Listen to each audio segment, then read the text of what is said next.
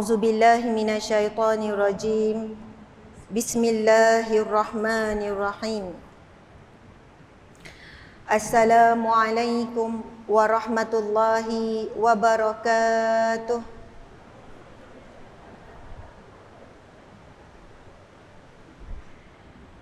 Macam ada 2-3 orang je ni. Subhanallah, sekali lagi buat para muslimin, muslimat, mukminin, mukminat, bakal-bakal ahli syurga Allah Subhanahu wa taala, bakal-bakal bidadari di syurga Allah, dengan ucapan Assalamualaikum warahmatullahi wabarakatuh.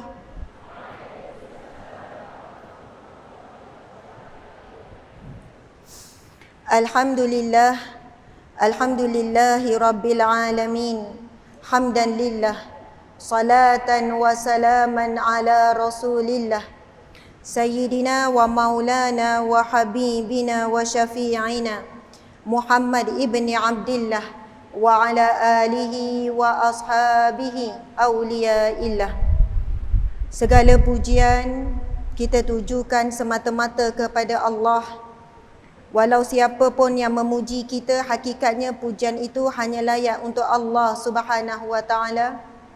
Kerana walaupun kita berusaha dan akhirnya kita berjaya, itu juga dengan izin Allah. La haula wala quwwata illa billah. Tidak ada daya dan tidak ada upaya, melainkan semuanya daripada sekecil-kecil perkara sehingga sebesar-besar perkara, semuanya dengan izin Allah, dengan takdir Allah ya qadir ya muqtadir. Alhamdulillah, selawat dan salam buat Nabi Muhammad sallallahu alaihi wasallam, dengan perantaraan lisan baginda, air mata, air darah, air keringat yang jatuh daripada batang tubuh Nabi Muhammad sallallahu alaihi wasallam, para sahabat, para ahli bait, isteri-isteri Nabi, anak cucu Nabi, kepada seluruh para syuhada. Semoga Allah merahmati, semoga Allah memberkati, dan dengan kita mendoakan buat Nabi Muhammad serta kepada seluruh para syuhada yang kita sebutkan tadi, maka kita juga akan mendapat gandaan rahmat daripada Allah Subhanahu wa taala. Alhamdulillah, terlebih dahulu dengan rasa rendah hatinya, sesungguhnya saya tidak layak untuk berada di sini. Namun datang dan berada di atas kerusi di hadapan orang-orang alim, orang-orang soleh di hadapan saya ini adalah sekadar untuk melunaskan tanggungjawab dan menerima jemputan daripada pihak masjid. Subhanallah. Jadi saya ni kan nengoknya belah sini je lah ya banyak. Bila nengok belah sini rasa gerun. Subhanallah. Sebelah ni ada bodyguard ya. Sebelah sini Encik suami yang saya muliakan. Encik Tengku Fazli bin Tengku Yahya merangkap suami tercinta. Masya Allah. Alhamdulillah, terlebih dahulu terima kasih kepada pihak penganjur Masjid Al-Bukhari, Alor Malai, Alor Star, Kedah. Ini kali kedua saya sampai. Masya Allah. Saya ingat lagi kali yang pertama mungkin 2 tahun lepas atau 3 tahun yang lepas. Ketika itu memang padat sendat lah. Dan selepas PKP dikatakan inilah baru buat kuliah maghrib perdana ya. Dan pihak masjid ingatkan saya, Ustazah tolong ingatkan jemaah jaga SOP. Sebab telah diberikan amaran, warning. Orang kampung saya sebut warning. Orang Kedah sebut amaran kan. Jadi kita kena bantu pihak masjid menjalankan tanggungjawab. Kita balik, kita tak tahu dah apa berlaku. Kesian pihak masjid jika mereka perlu menanggung bila kita melakukan pelanggaran SOP. Jadi sepanjang masa tu kita pakailah tu kan, niqab tu kan. Zaman sekarang orang lelaki pun pakai niqab pakailah penutup separuh muka tadi imam sebut. Kemudian jaga jarak dan sebagainya. Jangan bimbang. Imam kata tadi, pengerusi cakap, solat isyak dulu. Tak perlu gaduh nak kejar saya. Saya tak balik, saya tunggu solat sama-sama, saya akan ada saja di belakang tu. insya-Allah. Alhamdulillah, terima kasih kepada Tuan Haji Zainun Syafi'i selaku pengerusi majlis. Seterusnya Tuan Haji Muhammad Nasruddin Ismail selaku Imam Masjid Al-Bukhari merangkap pengerusi karya Alur Malai. Seterusnya Tuan Haji Muhyiddin Ismail, pengurus Masjid Al-Bukhari. Seterusnya kepada barisan pegawai masjid, ahli jawatankuasa Karyah Alur Malai, hadirin hadirat yang datang daripada jauh dan dekat.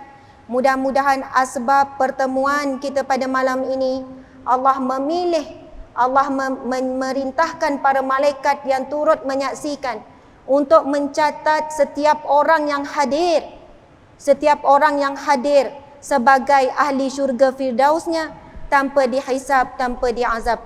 Amin ya rabbal alamin. Subhanallah. Mudah-mudahan dengan asbab kita berada di sini, mereka-mereka yang menjadi asbab, mungkin ada yang isteri datang, suami yang izinkan. Mungkin ada yang suami datang, isteri duduk kat rumah jaga anak-anak. Tak apalah abang, pergilah. Mungkin asbab adik kita hari ini doa ibu ayah kita yang kita tidak tahu, menginginkan zuriat keturunannya menjadi orang yang baik, orang yang saleh.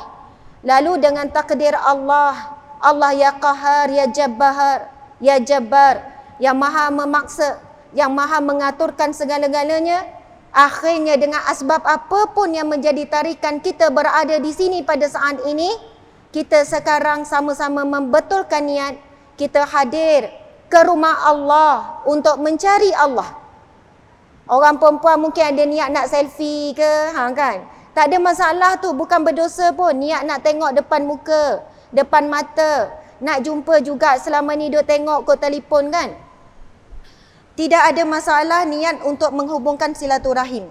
Tetapi bila sampai di rumah Allah, jangan lupa yang pertama, mungkin ada yang terlupa, jadi sama-samalah kita baca doa masuk masjid sebab ia berdasarkan riwayat yang sahih. Subhanallah. Dek, sekali-sekala pusing ya, pandai-pandai ya. Okey, subhanallah. Sama-sama kita bacakan doa masuk masjid sebab mungkin ada yang excited tadi. Masjid ni sangat indah, sangat besar. Ada orang jalan-jalan dia tak perasan dia dah masuk masjid. Tahu-tahu dah masuk. Sebab indah tu tengok taman kiri kanan dan sebagainya. Okey, kita baca doa masuk masjid. Bismillahirrahmanirrahim. Subhanallah, lemah lembutnya orang Kedah, bercakap tak bunyi suara. Tak tahulah, mungkin kat rumah bisik-bisik dengan suami ya. Masya Allah, boleh ya kuatkan sikit suara?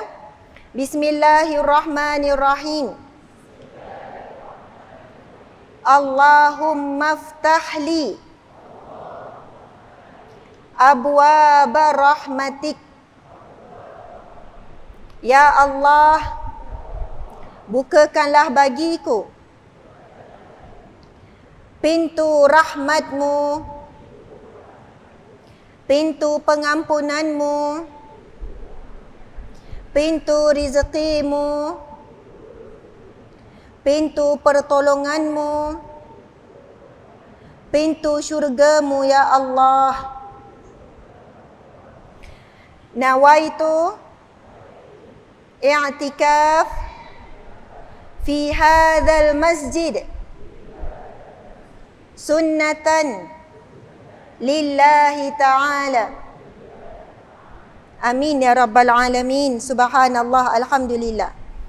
InsyaAllah apapun yang kita buat, setelah kita dah baca doa, setelah kita dah pun beriktikaf, niat beriktikaf, maka kalaupun tertidur kerana terlalu tenang, itu kan jiwa orang yang tenang, tanda-tanda dia boleh tidur dalam apa jua keadaan. Walaupun penceramah suara punyalah kuat macam ni kan, mungkin kerana keletihan dan sebagainya. Walaupun tertidur, tetapi berada di rumah Allah, berada di majlis ilmu, ditambah pula berada di rumah Allah, maka kita akan dapat doa daripada para malaikat. Ini adalah sabda Nabi SAW. Kan barang siapa yang berdiam di rumah Allah, lalu malaikat mendoakan baginya tanpa henti. Tuan-puan, kita kalau nak berdoa untuk diri kita, 10 minit pun dah panjang. Dah habis modal dah. Kalau time malas tu kan, ya Allah, seperti biasalah. Engkau maha tahu, engkau maha mendengar. Kadang-kadang lepas mayang langsung kita tak solat. Kita tak berdoa. Tetapi insya-Allah 1 jam kita berada di majlis ilmu. 1.5 jam contohnya. Didoakan oleh para malaikat dengan 3 doa. Allahumma ufillahu warhamhu wa tub alaih. Itu doa malaikat kepada mereka yang berdiam di rumah Allah. Ya Allah, ampunilah dia. Ya Allah, rahmatilah dia. Ya Allah, terimalah taubatnya. Mudah-mudahan asbab doa malaikat yang kita tahu tidak ada hijab dengan Allah. Kerana doa malaikat ini meminta dengan Allah tanpa kepentingan. Malaikat adalah asal daripada syurga dan memang penghuni syurga. Jadi bila malaikat beramal sesuatu, melakukan sesuatu, bukan kerana dia ada kepentingan. Subhanallah. Maka mudah-mudahan doa para malaikat itu kabul, Allah terima. Maka kita pulang daripada majlis ilmu ini dalam keadaan kita dirahmati oleh Allah, diampuni oleh Allah dan bersih daripada segala dosa. Amin ya rabbal alamin. Subhanallah. Alhamdulillah, muslimin muslimat yang dirahmati Allah sekalian. Jelas ke suara saya ya? Ke terlebih jelas? Semangat ni ya, ini dia macam tercabut-cabut. Dia sebenarnya bila orang perempuan, ada ke yang pegang? Kuat tak kalau yang pegang? Dia macam ni, kalau pecamah lelaki dia sangkut dekat telinga. Bila kita ni kan tak ada telinga ni, dia jadi macam nak melurut je. Kan nanti susah hati tengok saya duk pegang kan? Masya Allah. InsyaAllah kepada tim, sila edarkan. Ini bukan paksa. Tujuan saya untuk sama-sama merujuk dan belajar. Bila kita mengaji, mesti ada kitab. Nanti belek lembut-lembut, elok-elok je. Jangan lipat, jangan conteng. Sebab nanti pulangkan semula di belakang. Buku ni kita tak dapat nak bagi percuma. Ini keluaran daripada Universiti UIA. Saya salah seorang penyumbang, penulis dalam buku ni. Jadi tajuk ceramah kita pada malam ini tentang dosa-dosa akhir zaman. Memang seronok bila kita dapat bincang dengan merujuk kepada kitab. Jadi kalau kona-kona mana pun penceramah, dia balik semula. Dan ini adalah tradisi, kaedah pengajian para alim ulama' terdahulu. Subhanallah, kita cuba ya. Subhanallah. Okey, yang ni ya. Yang ni kita bagi suami kan. Okey, alhamdulillah, lega rasa. Sebab nak kontrol supaya tak melurut tu kan. Jadi masya-Allah, mungkin tak cukup, tapi kepada siapa yang bila tengok terus jatuh hati dan ingin memiliki, maka bolehlah menyelesaikannya di belakang. Boleh terus conteng, boleh terus lipat dan sebagainya. Okey, mungkin tak cukup untuk semua, tim kena cepat bergerak. Okey, siapa yang nak boleh angkat tangan, mungkin ada yang mengharap. Tapi kita edarkan saja ya, berkongsi-kongsi sama-sama melihat. Okey, tajuk buku kita iaitu Dosa-dosa Akhir Zaman dan inilah juga tajuk kuliah kita pada malam ini. Masya-Allah, alhamdulillah. Okey, mula-mula kita buka dulu. Saya pun dah siap tanda. Pada muka surat XW. Huruf Roman. Muka surat berapa tu ya, XW? XW tu nombor berapa ya? Kalau tanya saya lagi lah, saya tak tahu. Cepat. XW. Orang lama tahu ni. Muka surat berapa XW? Berapa? 8 11 12 13 15. Oh, Masya Allah. Macam mana tahu ya? Okey, tak apa. Muka surat XW. Subhanallah, alhamdulillah, muslimin muslimat yang dihormati dan dirahmati Allah sekalian. Masya Allah. Apa khabar semua? Sihat, alhamdulillah, subhanallah. Allahu Akbar, Masya Allah. Okey, kita akan bacakan sabda Nabi SAW pada muka surat 15 XW tu. Kita terus tengok kepada hadis yang sahih riwayat Muslim. Kedudukan hadis 2553. Bila saya baca, sahabat-sahabat muslimin muslimat tolong ikut ambil barakah membaca hadis Nabi SAW. Insya-Allah. Bismillahirrahmanirrahim. Kuat lagi ya, semangat, duduk tegak. Kalau kita mencintai Allah, kita baca kalamullah iaitu Al-Quran. Bila kita mencintai Rasulullah, bacalah kalamun Nabi SAW iaitu hadis Nabi. Jadi membaca matan hadis Nabi ini pahalanya juga besar kerana ia juga adalah wahyu Allah Subhanahu Wa Taala. Sebab kita ni biasanya baca Al-Quran tidak baca terjemahan. Dan bila baca hadis Nabi terus baca terjemah, tak baca matan hadis. Jadi insya-Allah kita membaca kalimah Rasulullah sallallahu alaihi wasallam mudah-mudahan lebih melunakkan hati kita. Okey, dengan semangat ya, insya-Allah masing-masing semua jangan lepas peluang, sama-sama ikut. Bismillahirrahmanirrahim. Anin Nawas bin Sim'an an-Ansari qala sa'altu Rasulullah sallallahu alaihi wasallam anil birri wal ismi faqala al birru husnul khuluq wal ismu ma haka fi sadrika wa karihta ay yattali'a alaihi nas. Sadaqa Rasulullah sallallahu alaihi wasallam. Subhanallah. Dik, seorang jaga seorang ya. Subhanallah. Alhamdulillah. Nabi sallallahu alaihi wasallam bersabda daripada An-Nawas bin Sim'an Al-Ansari. Dia berkata, aku pernah bertanya kepada Rasulullah sallallahu alaihi wasallam tentang erti ataupun maksud kebajikan dan dosa.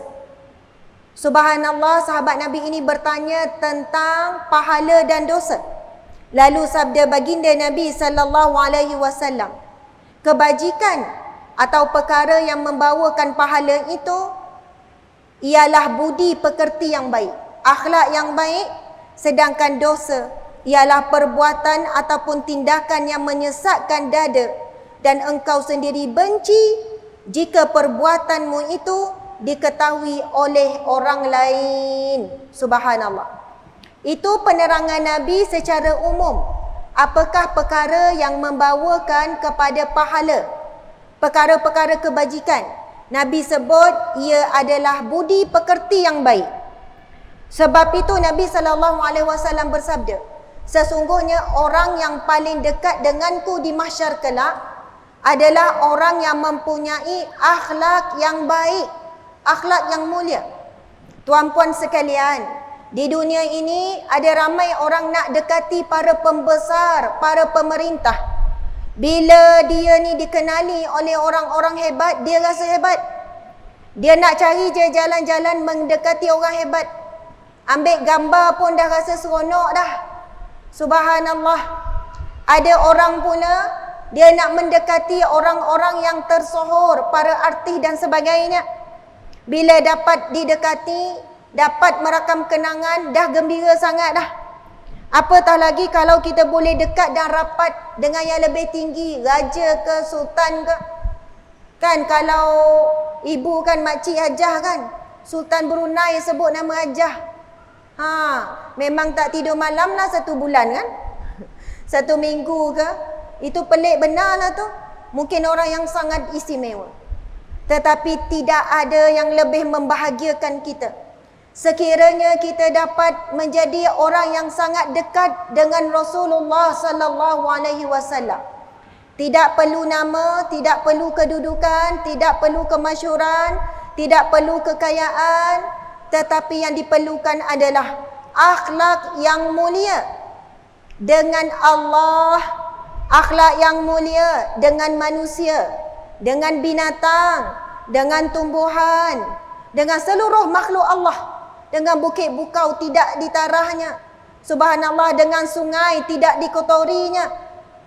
Subhanallah, dengan udara tidak dicemarnya. Dengan asap yang berkepul-kepul contohnya. Subhanallah, Allahu Akbar. Berbuat baik, akhlak yang baik. Semua itu akan menjadi saksi. Bahkan jika kita berada seorang diri pun di dalam rumah. Dan ini disebut oleh alim ulama. Ciri-ciri orang yang ikhlas itu, apa yang dia lakukan ketika di kehadapan orang ramai, samalah ketika dia bersunyian di rumahnya. Kalau depan orang ramai kan kita jalan lemah lembut, sopan. Di dalam rumah pun sama depan suami. Subhanallah, kan kita kalau makan di khalayak ramai sopan, baca doa tertib, makan tidak bersulam air. Subhanallah, lagi-lagi kalau kita diperhatikan. Tapi macam mana akhlak kita di rumah? Nak tahu akhlak, tengok bagaimana kita di rumah. Kalau di khalayak ramai tu ditahan-tahan kalau nak keluar angin kan. Tapi kadang kita ni kalau semayang kat rumah, tengah semayang tu kan duk nahan dah. Bagi salam tak sempat yang kedua, angkat je terus keluar berdicit-dicit. Prit. Contohlah. Tak nyempat-nyempat kita nak menjaga tu adab dan akhlak kita dengan Allah. Sempat dulu doa, lepas tu dalam keadaan kita rasa malu sebab Allah tengok kita. Muslimin muslimat dimati Allah sekalian. Nabi SAW bersabda, khairukum, yang paling baik di kalangan kamu, yang paling sempurna iman di kalangan kamu.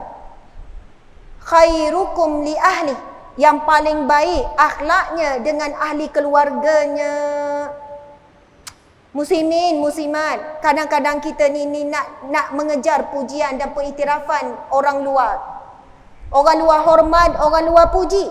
Tetapi yang tahu perangai dia yang sebenar, anak dan isterinya. Suami dia yang paling tahu. Subhanallah, rahsia saya, suami saya tahulah. Allah tutup aib saya sebab itu orang memuji. Kalau Allah bukalah, tersilaplah suami saya buat live perangai saya kat rumah, tak ada orang nak jemput ceramah, percayalah. Subhanallah. Tetapi kerana kita tidak berhenti memperbaiki diri, minta maaf bila tertinggi suara contohnya.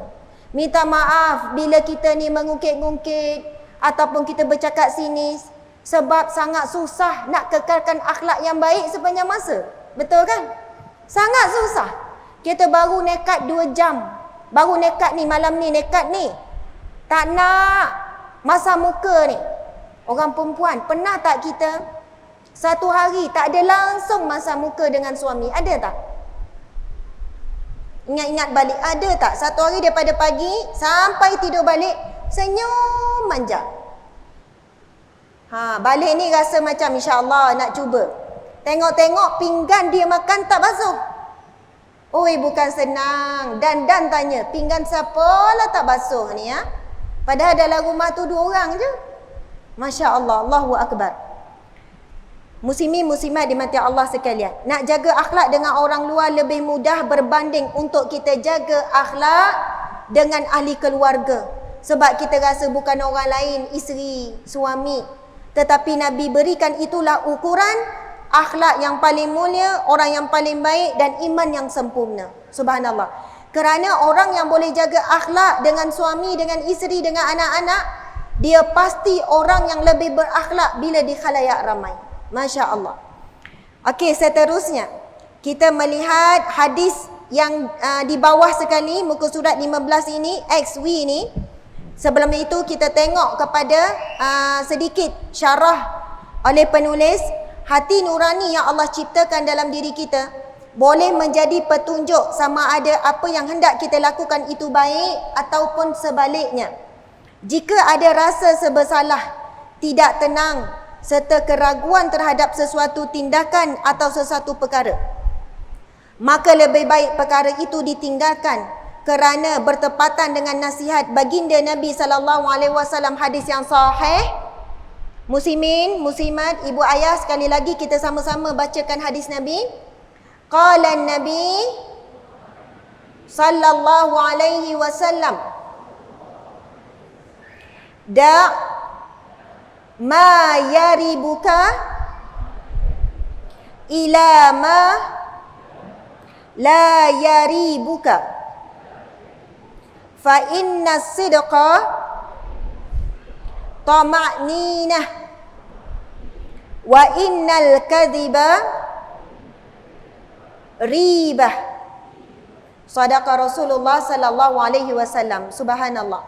Yang turut hadir menonton kita pada malam ini lebih kurang dalam 6,000 lah, lebih kurang, alhamdulillah. Yang berada di dalam masjid ni lebih kurang 60,000. Subhanallah. Mudah-mudahan yang tidak kita nampak juga memenuhi setiap ruang, iaitu para malaikat, masya-Allah. Sabda Nabi sallallahu alaihi wasallam, tinggalkanlah apa yang meragukan kamu, lalu pilihlah apa yang tidak meragukan kamu. Sesungguhnya kebenaran itu ada ketenangan, manakala pendustaan itu ada keraguan. Nabi berpesan, da' ma yaribuka ila ma la yaribuka. Tinggalkan apa yang engkau rasa menimbulkan keraguan, yang membuatkan hatimu resah gelisah, tinggalkan. Menuju kepada sesuatu ketenangan. Dan Nabi kata benar itu membawa ketenangan, dan menipu itu menimbulkan rasa resah gelisah. Sebab itu orang yang bermuka-muka di luar di khalayak ramai akhlaknya berbeza, tetapi di rumah pula berbeza. Allah menarik daripada hatinya nikmat tenang, nikmat ketenangan. Sebab itu kita ini ada beberapa kehidupan yang sangat peribadi, iaitu antara kita dengan Allah. Sampai Allah tahu setiap apa yang ada dalam isi hati kita. Kemudian kehidupan privasi, bukan terlalu peribadi tetapi peribadi juga, iaitu kehidupan keluarga ni. Dan kehidupan yang umum, iaitu kehidupan di luar ni. Di media sosial yang kita tulis elok-elok, cantik-cantik.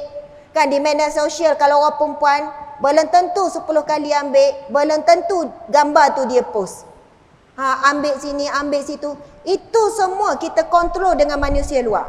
Tetapi kehidupan yang paling utama, iaitu yang paling peribadi, iaitu kita dengan Allah. Yang kedua, kehidupan kita dengan ahli keluarga.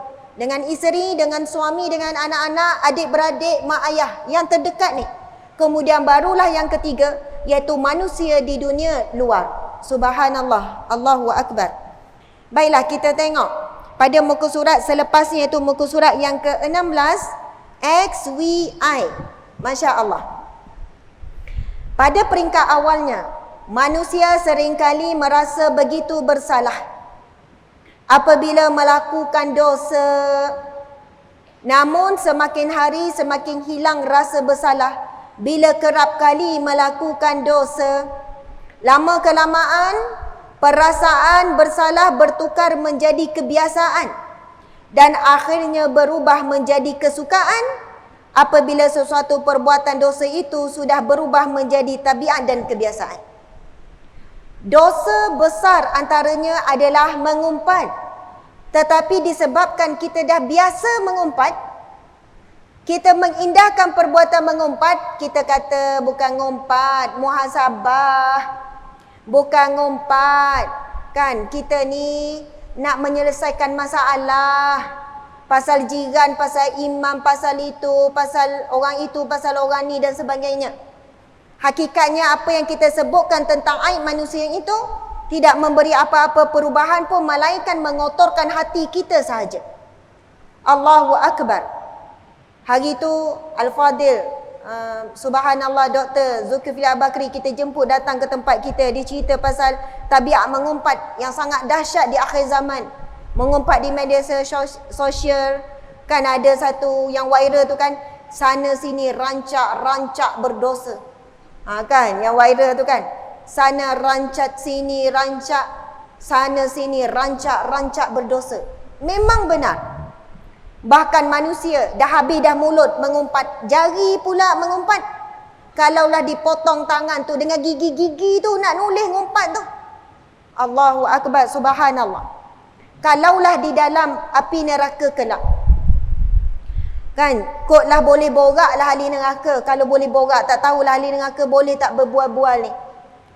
Yang seorang ahli neraka ni bertanyalah kepada ahli neraka, kau kenapa masuk neraka?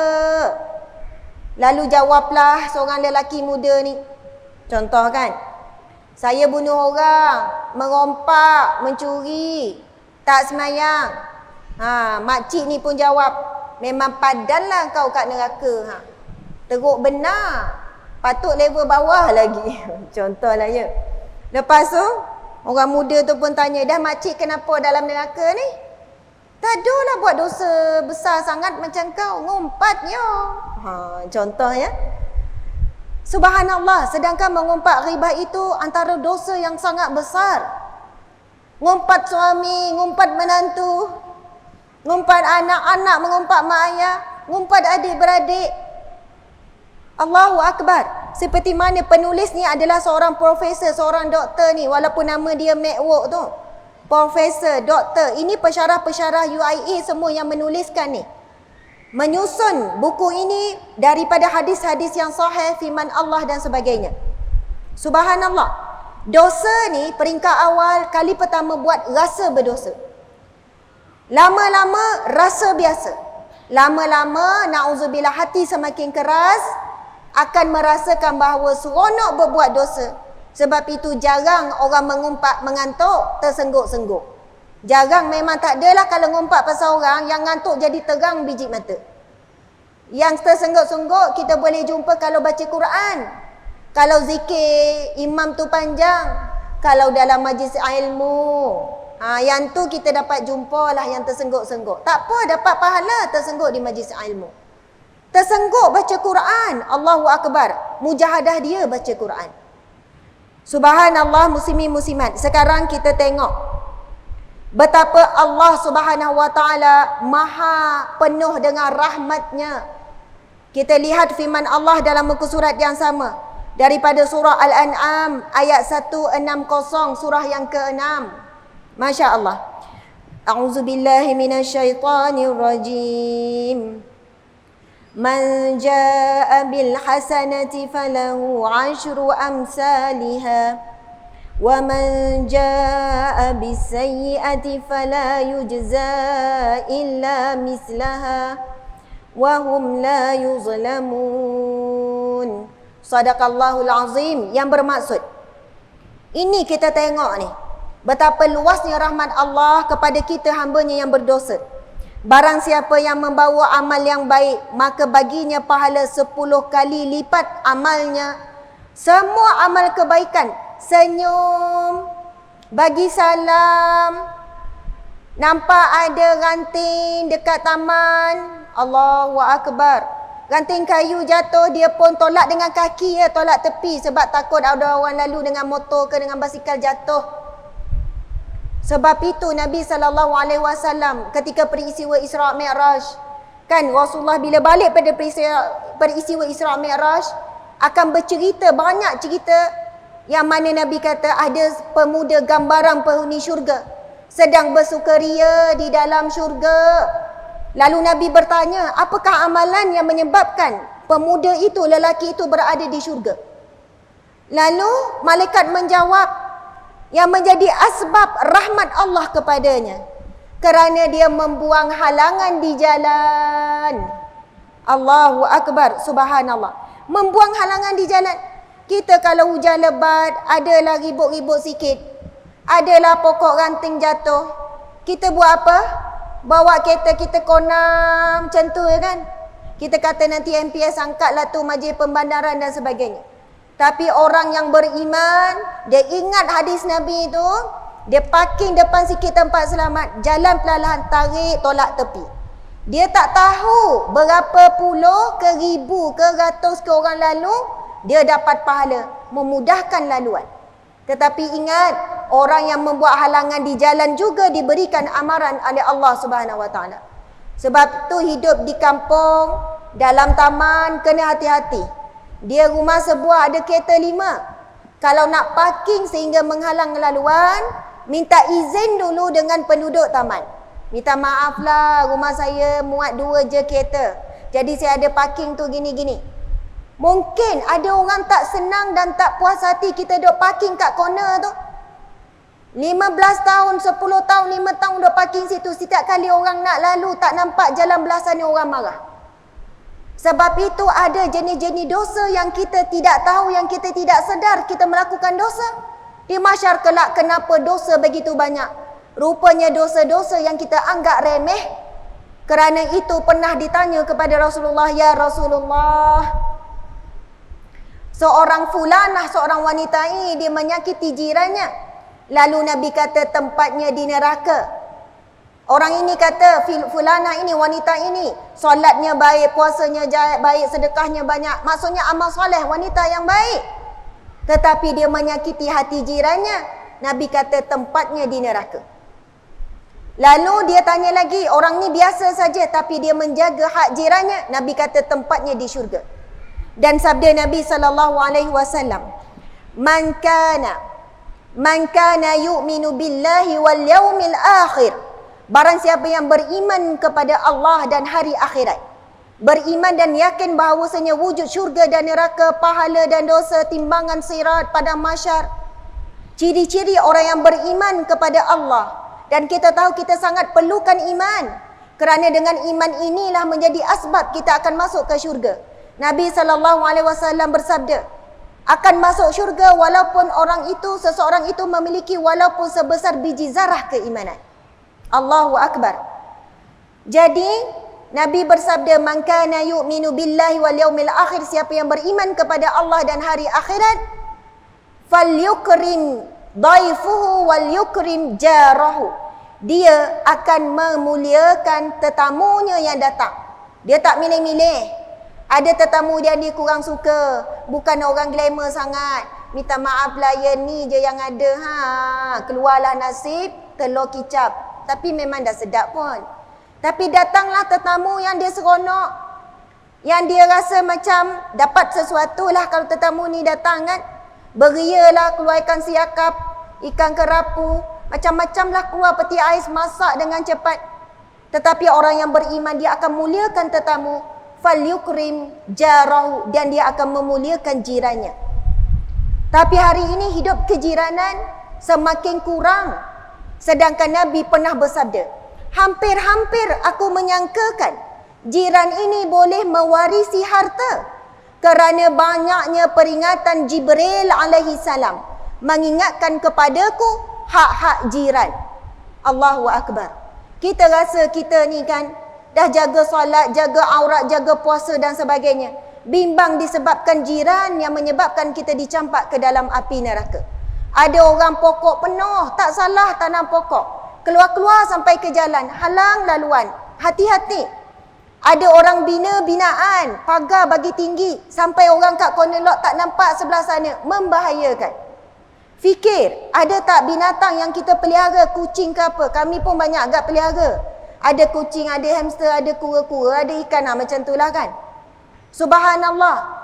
Memang dapat pahala, tapi jangan melalui jalan pahala kita dapat dosa. Sebab berbuat baik pada binatang itu adalah sunat, diberi pahala, bukan kewajipan.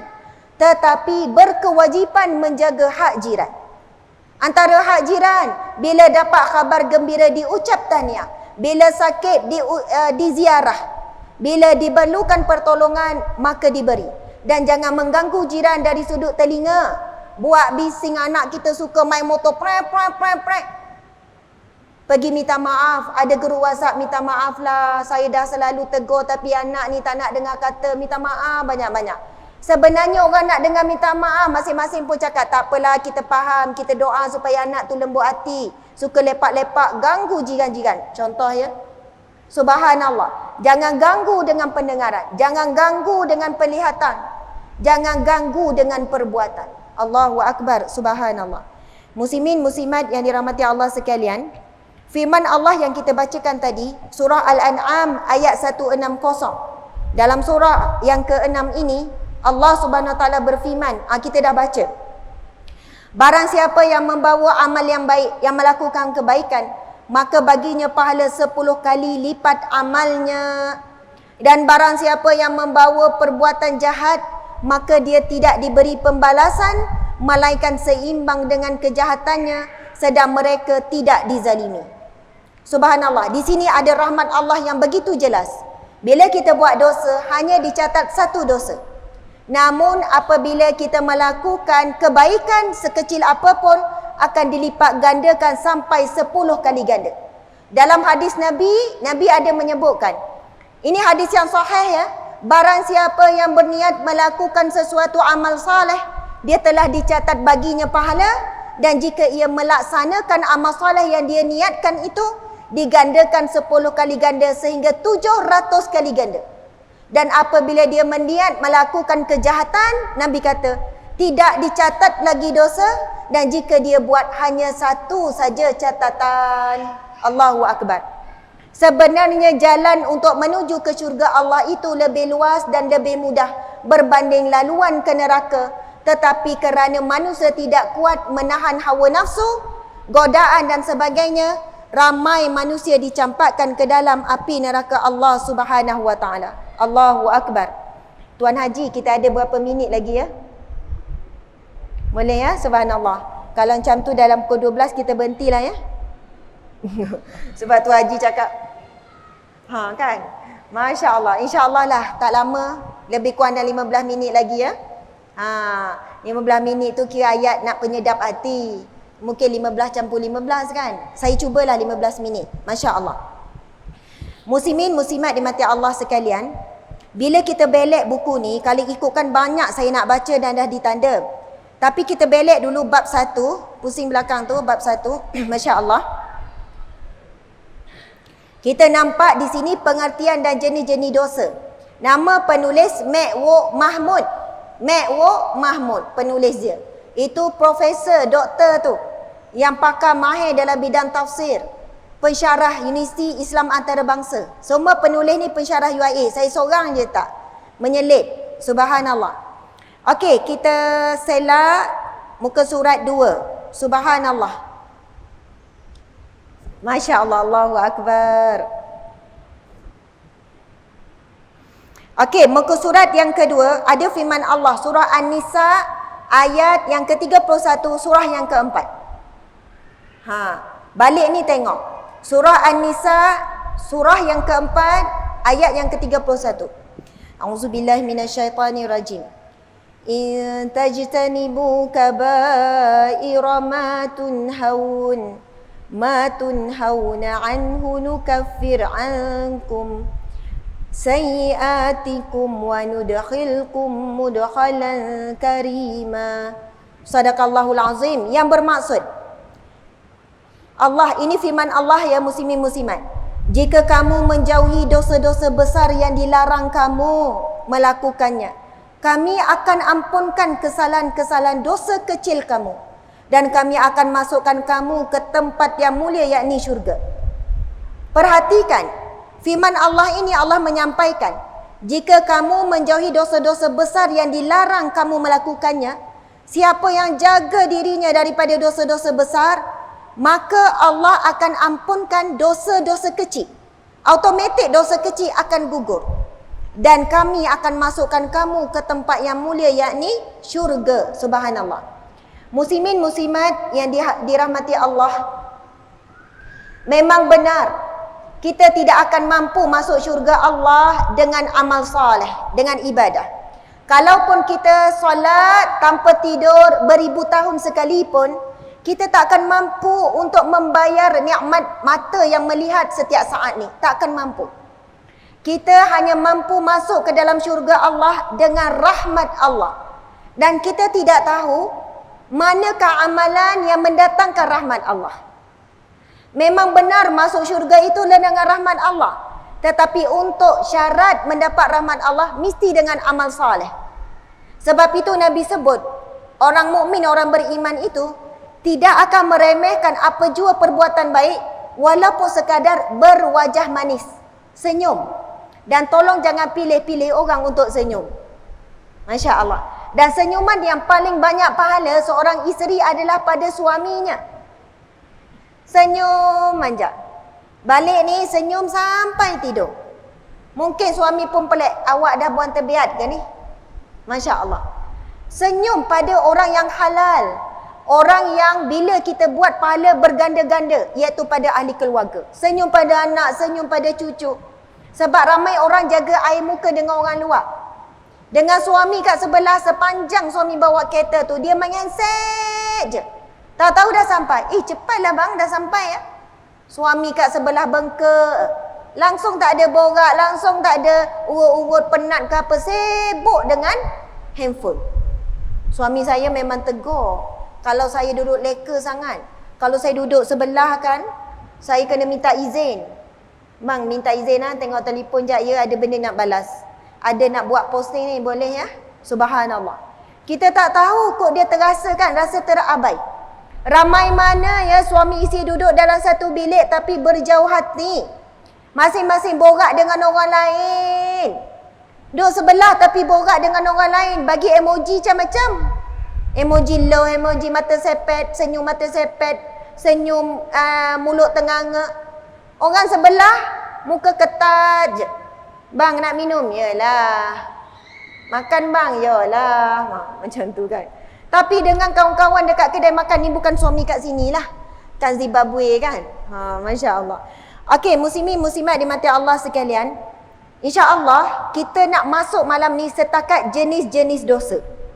Yang ni bila saya baca ni susunan Dr. McWo ni, Profesor McWo ni, saya sendiri ni alhamdulillah, sebab bagi tajuk ni saya paksa diri saya untuk baca kitab ni, buku ni. Akhirnya saya yang jahil ini juga dapat ilmu kerana saya terpaksa berkongsi. Dan cuba kita tengok pada muka surat yang kelima. Saya rasa ramai juga yang tidak tahu dan tidak terdedah dengan perkara ini. Masya Allah. Okey, muka surat yang kelima, muslimin sekalian, pada tajuk jenis-jenis dosa. Jumpa tak jenis-jenis dosa? Bismillahirrahmanirrahim. Okey. Imam Al-Ghazali membahagikan dosa kepada 3 bahagian. Bahagian pertama mempunyai 4 bahagian. Okey. Imam Al-Ghazali, kita tahu ini adalah hujjatul Islam. Maksudnya kedudukannya tinggi. Tinggi daripada alim ulama lagi. Kan boleh mengeluarkan fatwa. Boleh mengeluarkan, menuliskan kitab-kitab yang menjadi rujukan seluruh umat Islam di dunia. Masya Allah. Imam Al-Ghazali menyebutkan dosa terbahagi kepada 3 bahagian. Bahagian yang pertama terbahagi kepada 4 bahagian. Subhanallah. Ni ramai ni kan yang datang tanpa bawa buku, tanpa bawa pen ni kan. Harap-harap ingatlah ya. Tapi kalau tak ingat pun semua bahagian ni, dapat satu pun jadi. Subhanallah. Okey, bahagian yang pertama, pembagian dosa ini bersifat kerohanian, dosa hati. Melibatkan kerohanian, dosa hati muslimin muslimat. Melibatkan kerohanian ataupun perasaan yang berada dalam jiwa. Yang pertama Imam Al-Ghazali sebut dosa rububiyah. Dosa rububiyah. Kita tahu maksud rububiyah asal perkataan daripada Rabb. Maksud di sini ialah dosa yang dilakukan oleh manusia dengan mengambil sifat ilahiyah, sifat Allah, sifat ketuhanan yang wajib pada Allah, seperti rasa bangga, riya, rasa mulia, ujub dan rasa berkuasa seakan-akan mempertuhankan diri sendiri. Orang yang riya, dia melakukan ibadah dengan menyekutukan Allah dengan dirinya.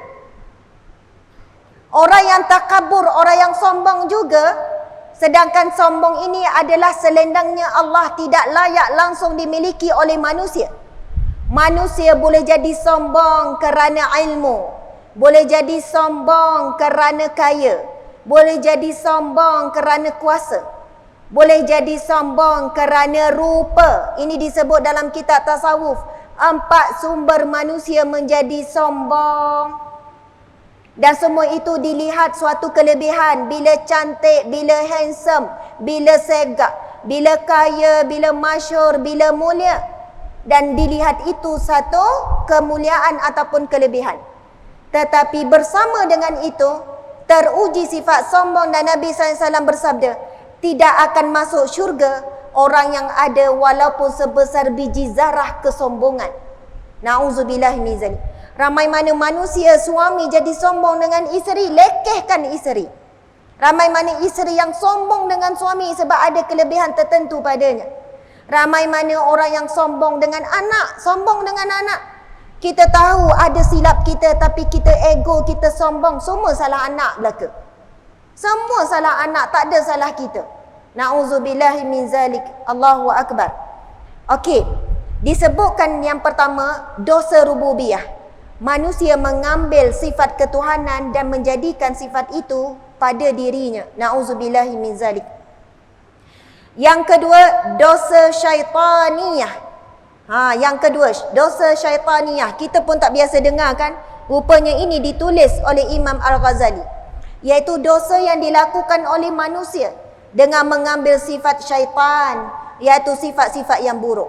Antara perbuatan tersebut adalah menghasut, membisik bagi melakukan maksiat dan kemungkaran, khianat, bermuka-muka serta mengajak berbuat bid'ah dan kesesatan adalah termasuk dalam pembahagian ini. Kalau kita tengok hari ini, Facebook ke, IG ke, TikTok ke apa, ada orang menyebarkan kebaikan. Tetapi ramai yang menyebarkan keburukan. Mereka ini mempunyai dosa syaitaniyah. Syaitan dah boleh letak jawatan. Syaitan dah boleh pencen. Kerana manusia memiliki dosa syaitaniyah. Manusia yang mengajak kepada perbuatan maksiat. Yang membuat maksiat secara terbuka, lalu ramai yang like, yang follow, yang puji sekian-sekian. Buat TikTok joget itu ini, suami berjoget sama, suami ini dayus. Suami ini dayus. Bukan dia nak larang isteri dia berjoget dengan nampak tubuh badan, dia sama juga tukar rakam. Ini sebenarnya dalam buku ini ada sebut tentang dosa lelaki akhir zaman. Dan itu antara dosa yang paling banyak, yang paling besar, iaitu dosa lelaki yang dayus. Ini disebut dalam hadis Nabi SAW, tapi dalam kitab ini tidak ada. Masya Allah, Allahu Akbar. Merujuk kepada hadis sahih riwayat Ahmad.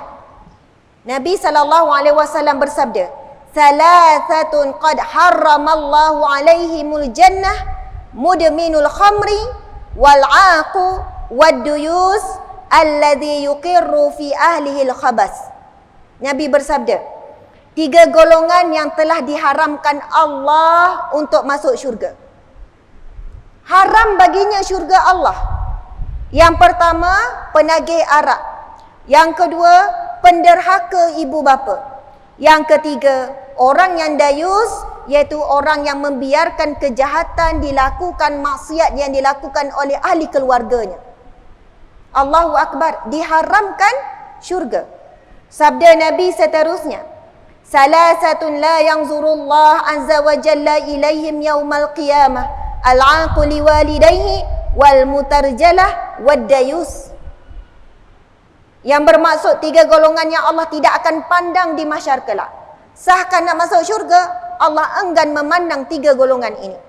Yang pertama, iaitu penderhaka kepada ibu bapa. Yang kedua, perempuan yang menyerupai lelaki ataupun lelaki yang menyerupai perempuan tidak dipandang oleh Allah. Yang ketiga, iaitu lelaki yang dayus.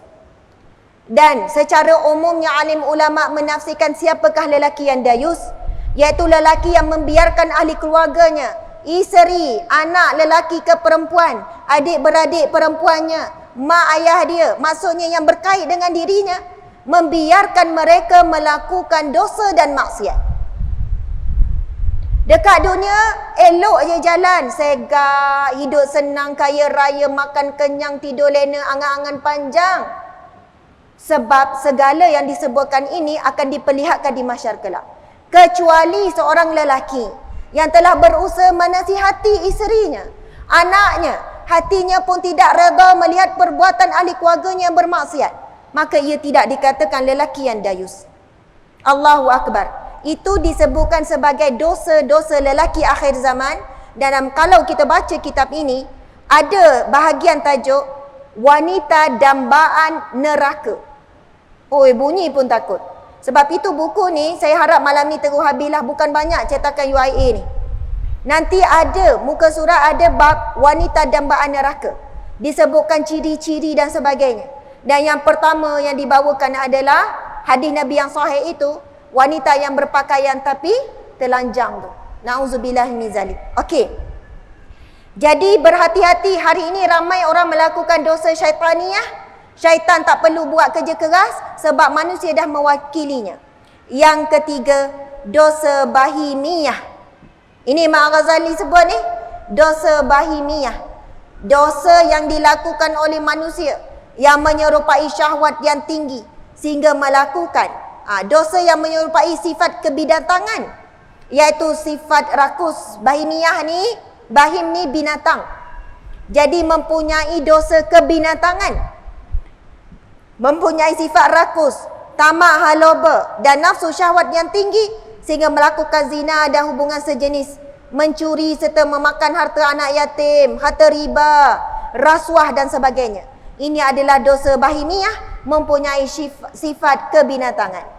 Kemudian dosa yang keempat disebutkan oleh Imam Al-Ghazali, iaitu dosa sabu'iyah, iaitu dosa yang dilakukan oleh manusia yang menyerupai sifat binatang buas, seperti cepat marah, selalu dengki pada orang lain, bercakap dengan perkataan yang keji, terlalu boros dalam menguruskan harta benda. Itu contoh.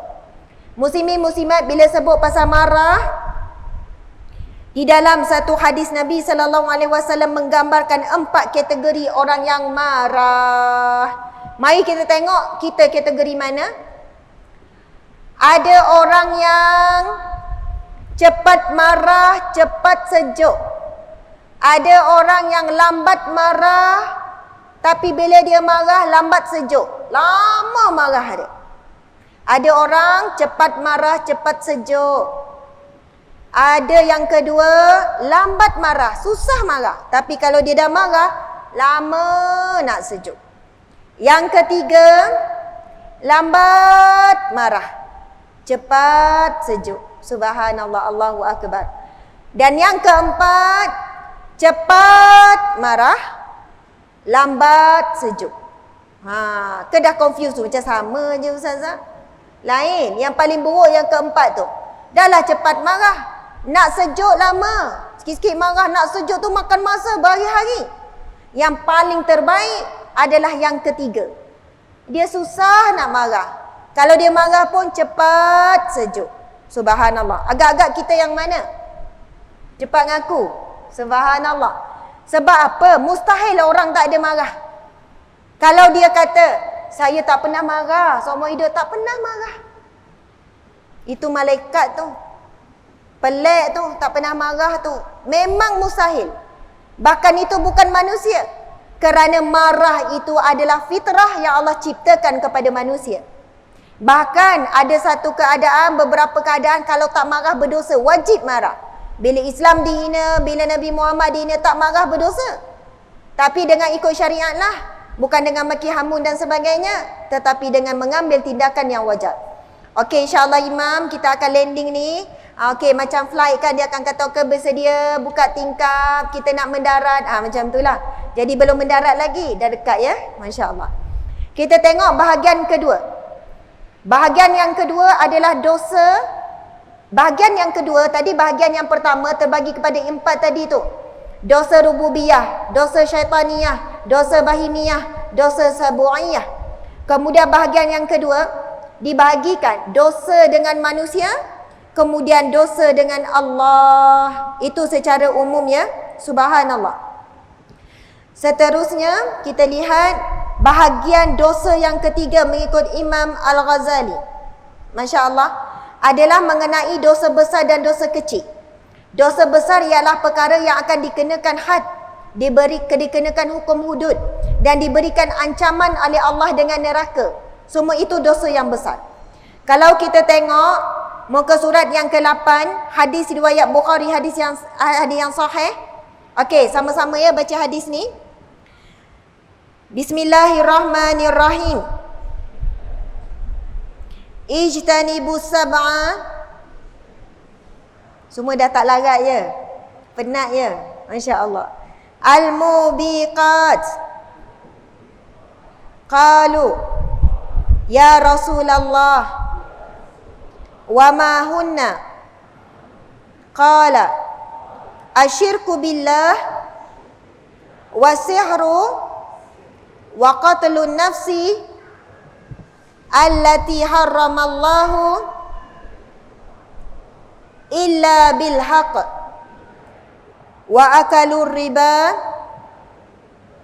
wa aklu malil yatim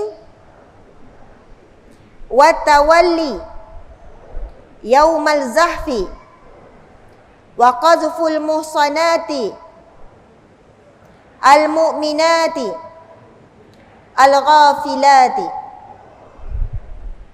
Sadaqa Rasulullah sallallahu alaihi wasallam. Nabi bersabda, antara dosa-dosa besar yang membinasakan. Para sahabat bertanya, Nabi kata jauhilah 7 dosa yang membinasakan. Para sahabat lalu bertanya, wahai Rasulullah, apakah itu?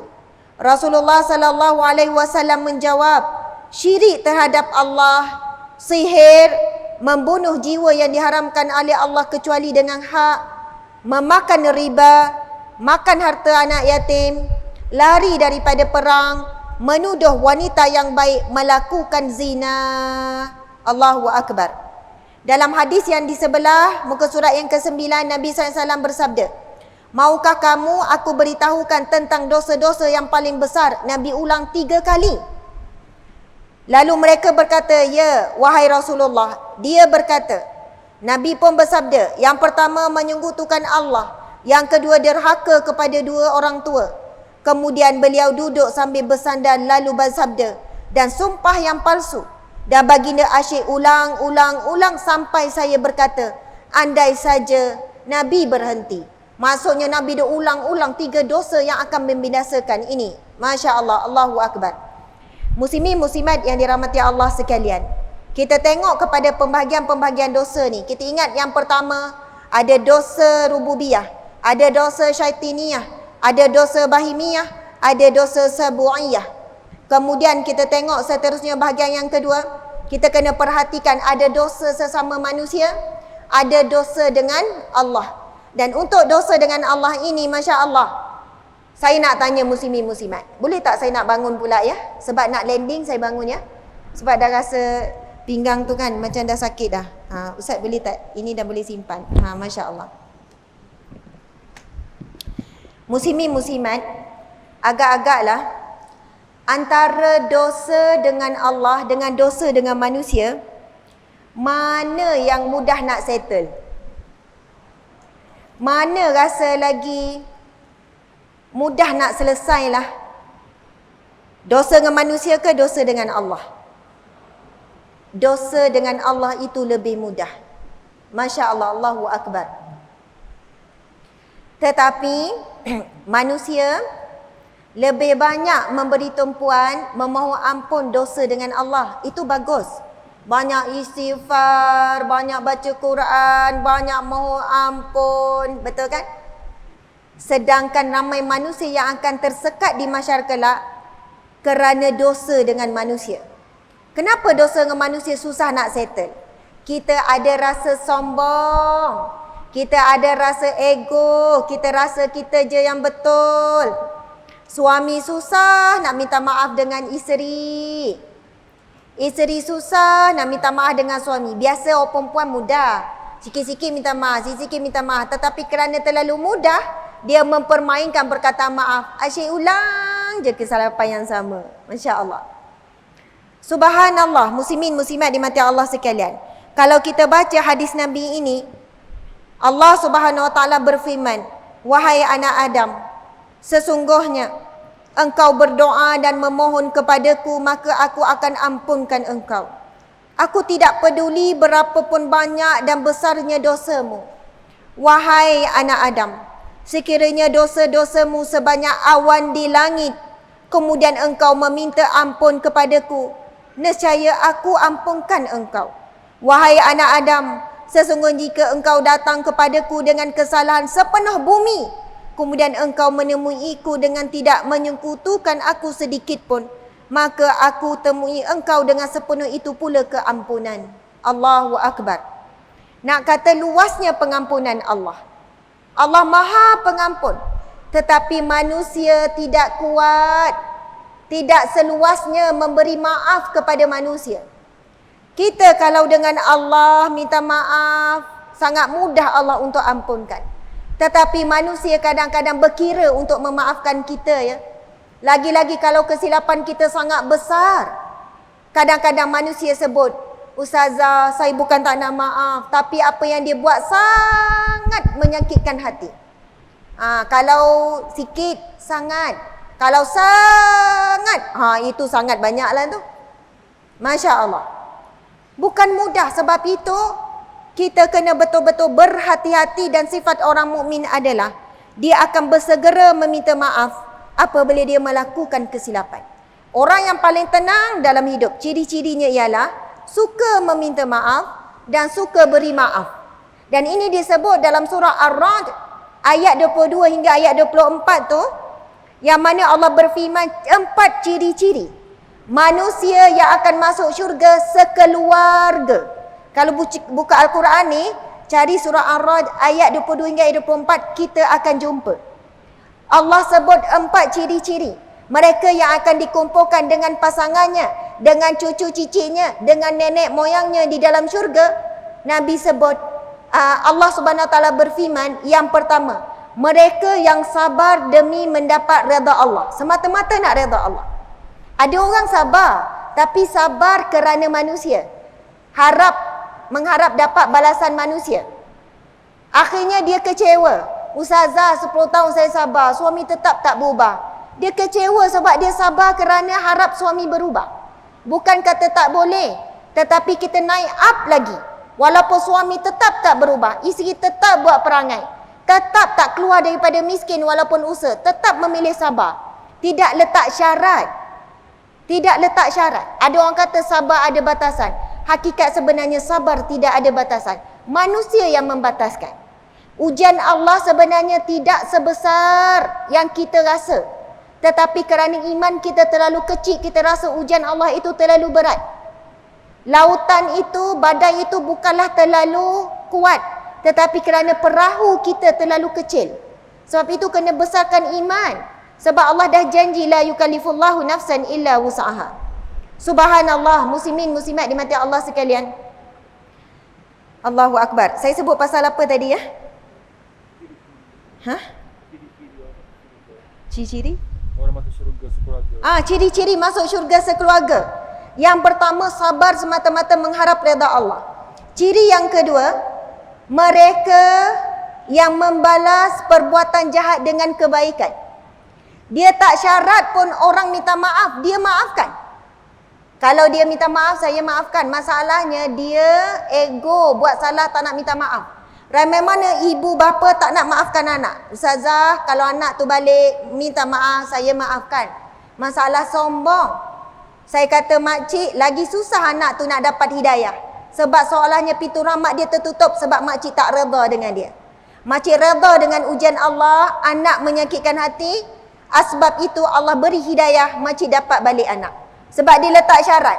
Anak ni minta maaf, barulah dia nak maafkan dan nak redha. Sampai sudah, adakah saya tanya, makcik sanggup tak? Makcik bahagia tak esok makcik di syurga, tapi anak sedang dibakar api neraka? Agak-agak makcik rasa bahagia ke di syurga? Allahu Akbar. Subhanallah. Jadi, balas kejahatan dengan kebaikan. Sebab itu luar biasa. Orang buat baik, balas baik itu fitrah, normal.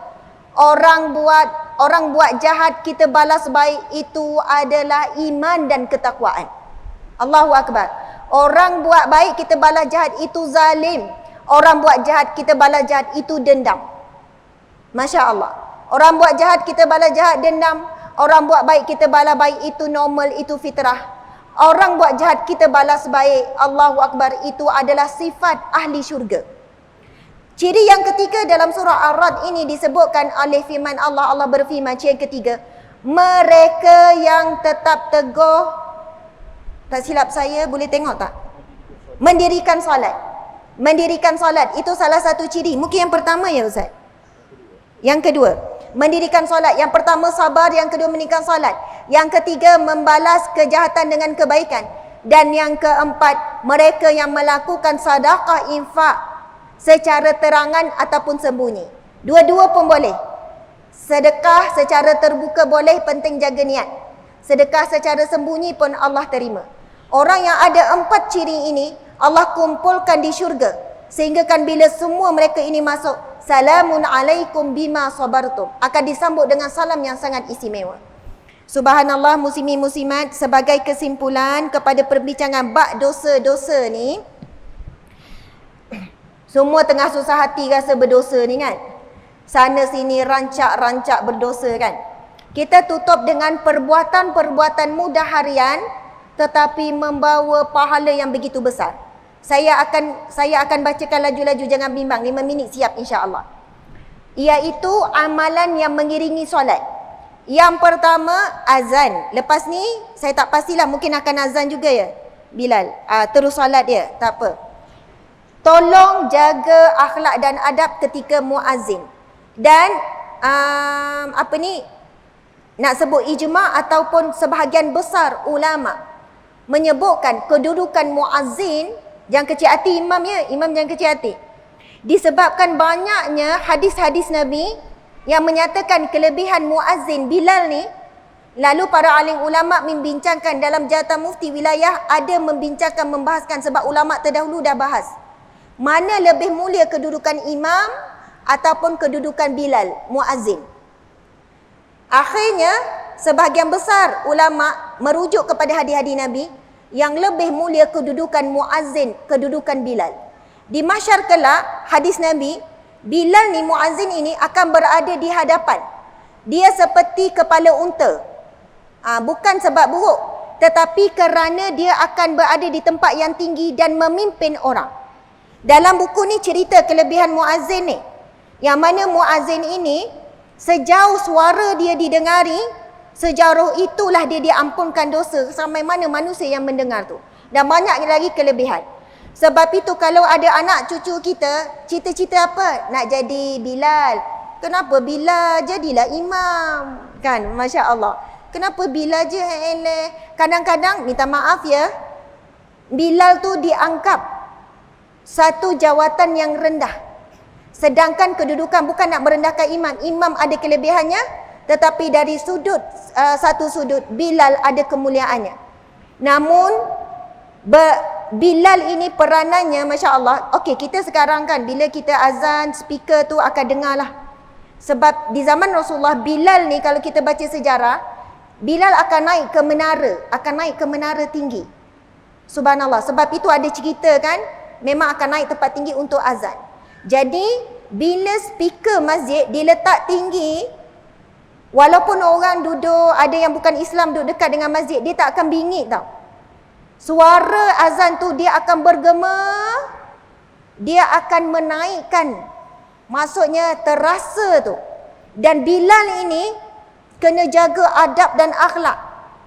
Bukan datang kelang kabut lepas tu tiba-tiba azan.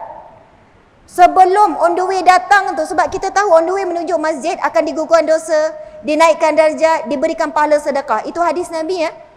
Bilal ni nak pergi ni istighfar, mohon dengan Allah, ada doa, suara yang menggetarkan jiwa. Bilal ni kena beramal dengan doa Nabi ni, yang mana diberikan suara yang bila dia keluar, bergetar jiwa orang mendengar. Bilal yang begini, bila dia laungkan azan, subhanallah, orang dapat hidayah daripada suaranya. Orang bangkit, terasa sampai ke jiwa. Subhanallah, sebab itu, Masya Allah, dalam hal ini, saya percaya Masjid Bukhari juga mengambil berat tentang kedudukan Bilal. Sebab banyak bagi perhatian kepada imam. Suara sedap, iman syarat begini-begini. Allahu Akbar. Minta maaf ya. Yang saya nak sebutkan adalah hadis Nabi yang sahih. Dan dikatakan alim ulama, Ini di antara hadis yang paling kuat, yang paling sahih, menceritakan ataupun memberikan kedudukan ataupun menjamin sesiapa untuk dapat syafaat Nabi. Nabi SAW bersabda, barang siapa setelah azan lalu dia membaca doa selepas azan tu, Allahumma rabba hazihi da'wati tamah wa salatil qa'imah ati sayyidina Muhammadanil wasilata wal fadilah, sampai akhir tu kan. Nabi kata berhak ataupun layak ataupun dijamin baginya syafaatku. Hadis sahih riwayat Bukhari Muslim. Sebab itu kalau azan, tolonglah berhenti sekejap jawab azan tu kan. Kalau tak jawab pun azan tu, jangan tinggal doa selepas azan untuk menjadi syarat dapat pertolongan Nabi. Lepas azan kita ambil wuduk. Nabi SAW bersabda, ini pun juga hadis yang sahih, barang siapa yang mengambil wuduk lalu membaca doa wuduk. Apa dia doa wuduk? Macam mana doa wuduk? Asyhadu an la ilaha illallah wa asyhadu anna Muhammadan abduhu wa rasuluh. Kalau hadis Nabi setakat itu pun dah tamam, dah sempurna dah tu. Tapi dalam riwayat lain menambah, Allahumma ja'alni minat tawabin wa ja'alni minal mutatahhirin wa ja'alni min ibadika salihin. Nabi kata barang siapa yang berwuduk lalu membaca doa wuduk ini, akan dibuka baginya 8 pintu syurga. 8 pintu syurga dibuka baginya. Sebab itu kita tengok pada hari ni kita susah nak istiqamah. Ada orang kata mudahnya masuk syurga. Tidak. Percayalah kalau kita buat bancian ni, mungkin hanya 5% saja yang istiqamah dengan doa selepas wuduk. Lepas ni jangan tinggal. Dan yang terakhir, jangan tinggal doa iftitah. Jangan tinggal doa iftitah. Itu saya sebut.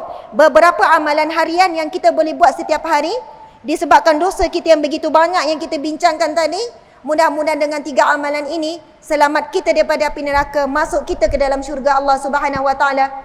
Ketika itu Nabi SAW solat, kemudian ada makmum di belakang. Kemudian ada makmum yang membaca doa iftitah. Allahu Akbar kabira. Allah yang maha besar sebesar-besarnya. Walhamdulillahi katsira. Maha suci Allah. Segala puji bagi Allah sebanyak-banyaknya. Allahu Akbar kabira walhamdulillahi katsira. Wa subhanallahi bukratan wa asila. Setakat tu.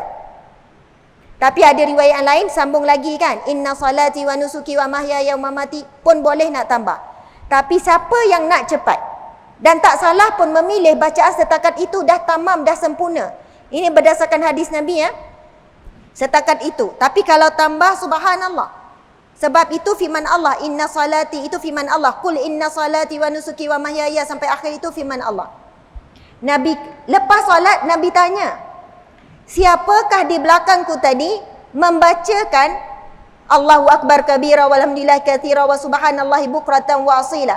Maha suci Allah pada waktu pagi sampai ke petang tu kan. Maksud dia tu. Lalu seorang sahabat Nabi menjawab, aku ya Rasulullah, saya ya Rasulullah. Lalu Nabi SAW bersabda, ketika kamu membacanya, pintu langit dibuka oleh Allah Subhanahu Wa Taala. Terbuka pintu langit. Sahih muslimin muslimat dimati Allah sekalian. Pintu langit terbuka membawa maksud apa? As-salah dari sudut bahasa, dari sudut lughah, membawa maksud ad-doa. Solat kita daripada start Allahu Akbar sampai bagi salam semua doa. Rabbi ufilli, ya Allah ampunilah aku, warhamni, rahmatilah aku, wajburni, tutuplah aibku, warfa'ni, tinggikanlah darjatku, warzuqni, berilah rezeki kepadaku, wa'afini, wa'ufili, wa'afini, wa'fu'ani, ya Allah beri kesihatan, afiah, wa'fu'ani, ampunilah, maafkanlah aku, ampunilah aku, minta maaf kalau ada tertinggal. Bacaan atahiyat, Al-Fatihah itu Nabi SAW bersabda, Al-Fatihah itu adalah ruqyah. Setiap daripada bacaan dalam solat adalah doa. Siapa yang mula dengan doa iftitah, yang ramai orang ambil mudah, dan sejak daripada itu sahabat Nabi kata, sejak daripada itu kami tidak pernah meninggalkan doa iftitah dalam solat. Jadi insya-Allah mudah-mudahan dengan sedikit sebanyak perkongsian ilmu, bukan niat untuk mengajar, tetapi apa yang dikongsikan itu adalah untuk diri sendiri, untuk peringatan. Sebab untuk masuk syurga ini bukan berjuang untuk diri sendiri. Kita perlu memperjuangkan syurga untuk seramai mungkin. Semua kita nak seramai mungkin bersama dengan Rasulullah di syurga. menyambung perjuangan Rasulullah, hajat, impian, cita-cita terbesar Rasulullah, seramai mungkin umatnya selamat daripada api neraka, seramai mungkin berkumpul di syurga Allah. Maka kitalah lidah yang menyambung perjuangan baginda Nabi SAW. Saya mohon maaf salah dan silap, sudah tentu ada banyak salah dan silap. Terima kasih banyak-banyak kepada jemaah semua, kepada pengurusan Masjid Al-Bukhari. Kita mohon dengan Allah Subhanahu wa taala, Allahumma ja'alna min ahli jannatil firdaus bighairi hisab, bighairi azab, wa la taj'alna min ahli nar. Ya Allah, golongkanlah kami di kalangan ahli syurga firdausmu ya Allah. Buat ibu bapa kami, buat para alim ulama, buat para syuhada, buat para pemimpin yang beriman ya Allah, buat para sahabat, buat para muslimin dan muslimat seluruhnya ya Allah, zuriat keturunan kami, pasangan kami semuanya ya Allah. Syurga firdausmu tanpa dihisab, tanpa diazab. Wala taj'alna min ahli nar ya Allah, janganlah campakkan kami di dalam api neraka-Mu ya Allah. Rabbana atina fid dunya hasanah wa fil akhirati hasanah wa qina azaban nar wa qina azabal qabri wa qina azabal mahsyar. Wa sallallahu ala sayidina Muhammad wa ala alihi wa sahbihi wa sallam. Walhamdulillahi rabbil alamin. Amin amin ya rabbal alamin. Taqabbalallahu minkum minna wa minkum, taqabbal ya karim. Subhanallah, Allahu akbar.